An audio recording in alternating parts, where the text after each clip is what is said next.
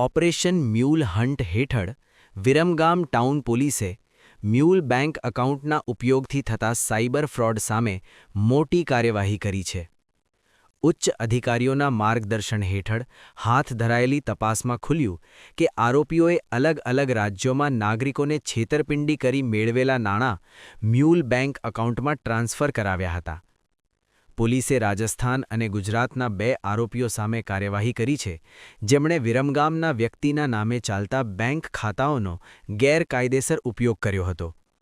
Cyber ફ્રોડથી મેળવેલા રૂપિયા 2,65,000થી વધુની રકમ ચેક અને એટીએમ મારફતે ઉપાડી અંગત ફાયદા માટે વાપરવામાં આવી હતી. વિરમગામ ટાઉન પોલીસે એક આરોપીને ઝડપી લઈ કાયદેસરની કાર્યવાહી શરૂ કરી છે, જ્યારે અન્ય આરોપીઓની શોધખોળ ચાલુ છે. પોલીસે જનતાને અપીલ કરી છે કે પોતાનું બેંક એકાઉન્ટ કોઈને ભાડે ન આપો અને સાયબર ફ્રોડથી સાવચેત રહો.